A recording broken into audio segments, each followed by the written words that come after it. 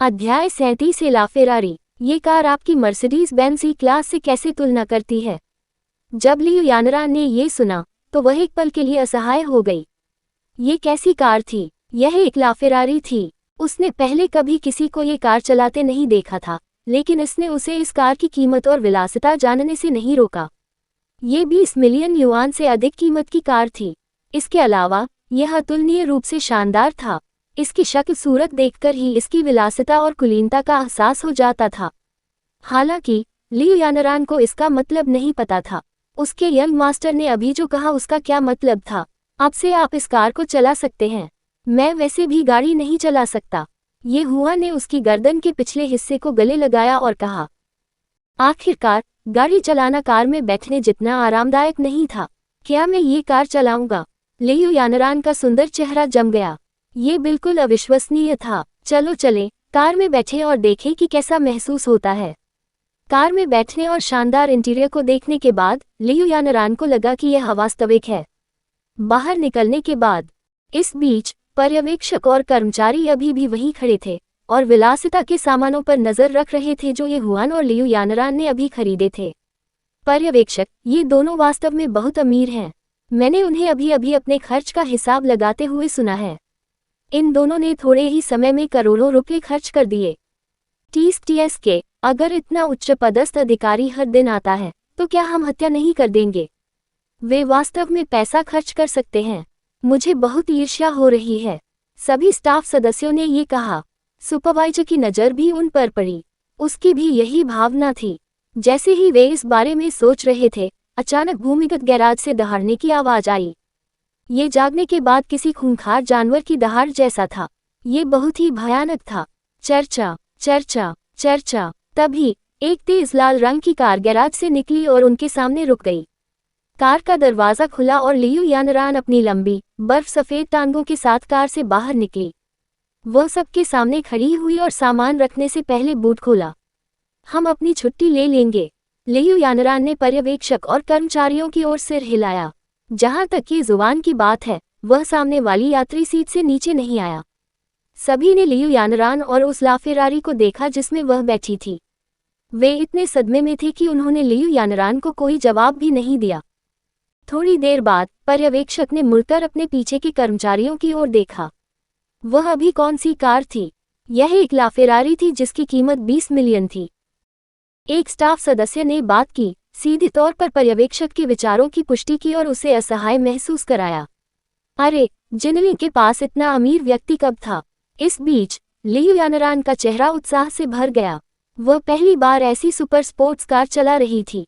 उसकी आवाज बिल्कुल ताजगी भरी थी। किसने कहा कि सुपर स्पोर्ट कारें आदमी का सपना थीं? यह महिलाओं के लिए भी ऐसा ही था। ये जुबान ने शोर का आनंद लिया। हालांकि घर में सुपर कारें थीं, लेकिन हर सुपर कार की आवाज अलग थी। रास्ते में कई लोगों ने कार को खुली आंखों से देखा। वे जो देख रहे थे उस पर उन्हें विश्वास ही नहीं हो रहा था। जिनलिंग के पास ऐसी सुपर स्पोर्ट्स कार कब से है? क्या ये कार शंघाई और तियानजिंग में भी दुर्लभ नहीं होनी चाहिए? एक लाफेरारी। इस कार की कीमत 20 मिलियन से अधिक है। प्रिय, जल्दी से ब्रेक लगाओ। जल्दी, घरघराहट मत करो, इसके पास मत जाओ।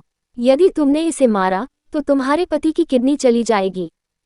एक पल में सड़क पर चल रही गाड़ियां चकमा खा गई और उसके पास जाने की हिम्मत नहीं की। यह ऐसा था मानो लाफेरारी के चारों ओर कोई जगह हो। ये कार वाकई अलग है। ठीक है, मुझे घर भेज दो और काम पर जाओ। हाँ, यंग मास्टर। लियु यानरान ने ये हुआन को घर भेजने के बाद वह काम जारी रखने के लिए हुआक्सिया बैंक जाने की तैयारी की। इस समय हुआक्सिया बैंक में एक लड़की निदेशक के कार्यालय में गई और खाली कमरे को देखा। अपने कार्यालय लौटने के बाद उसने खट्टे स्वर में कहा, निर्देशक लियु हाल ही में बहुत मुक्त हो गए हैं। अत्सिक, मैं अभी वहां गया था और खाली हाथ वापस आ गया। वह अभी तक वापस नहीं आई है। इतना कहने के बाद कई लोगों के चेहरे पर भद्दे और हिकारत भरे भाव भी आ गए। वे सभी लियु यानरान के साथ ही हुआक्सिया बैंक में शामिल हुए थे, लेकिन लियु यानरान निदेशक के पद तक पहुंच गए थे। वे अब केवल एक छोटे पर्यवेक्षक या कर्मचारी थे। जब उन्होंने अपनी तुलना लियु यानरान से की तो उनके दिलों में स्वाभाविक रूप से नाराजगी थी। हालांकि उन्होंने केवल लियू यानरान की आकृति और उपस्थिति को देखा और सोचा कि यही उनके बीच का अंतर है। हालांकि वे नहीं जानते थे कि अपनी क्षमताओं में अंतर को कैसे देखा जाए। कौन नहीं करता? वह अच्छी दिखती है, इसलिए उसे स्वाभाविक रूप से बहुत सारी बचत मिल सकती है। अब उसने महान करोड़पति मिस्टर ये के साथ भी संबंध बना लिया है। टीएस जैसे ही उसने कोई कदम उठाया, उसने उसे 60 बिलियन की जमा राशि दे दी। क्या आपको लगता है कि वह अच्छा नहीं कर सकती? अब राष्ट्रपति भी उनका बहुत सम्मान करते हैं, लेकिन मेरी राय में मिस्टर ये उसे क्यों पसंद करेंगे? उन्होंने यहाँ तक कहा कि वह उनकी सचिव बनेंगी। क्या उसे गुलाम की तरह इस्तेमाल किया जा रहा है? मुझे लगता है मिस्टर ये हुआक्सिया बैंक का समर्थन करने के लिए यहाँ है ना? बातचीत करते हुए वे नीचे चले गए। दोपहर के भोजन का समय हो चुका था, इसलिए उन्होंने स्वाभाविक रूप से दोपहर में एक समूह बनाया। रास्ते में उन्होंने अभी इस विषय पर चर्चा की। वे जितना अधिक बोलते थे, लियू यानरान के लिए उनके मन में उतना ही अधिक तिरस्कार महसूस होता था। हालांकि अगले ही पल एक दहाड़ सुनाई देती थी। सभी ने दूसरी ओर देखा और एक तेज लाल फरारी को आते देखा। एक फरारी? यह एक लाफेरारी है। इसकी कीमत 20 मिलियन से अधिक है। मुझे मत बताओ कि एक उच्च पदस्थ अधिकारी हमारे यहाँ पैसे जमा करने आया था। ये सुनकर कि कोई यहाँ पैसे जमा करने आया है, उनकी आंखें चौड़ी हो गईं और वे जल्दी से वहां पहुंच गए। उनकी नज़र में ये फेरारी अब कोई आम फेरारी नहीं रही। इसके बजाय यह उनके प्रदर्शन का प्रतिनिधित्व करता है। यह उनके ठोस प्रदर्शन का प्रतिनिधित्व करता है। वे करीब आए और आगे बढ़ने ही वाले थे कि तभी कार से एक व्यक्ति निकला और उनकी ओर देखा। क्या तुम लोग खाना खाओगे? उन्होंने अपने सामने की आकृति को देखा और तुरंत दंग रह गए। हमारे चैनल की कहानी देखने के लिए धन्यवाद। अगले वीडियो में मिलते रहने के लिए बने रहें।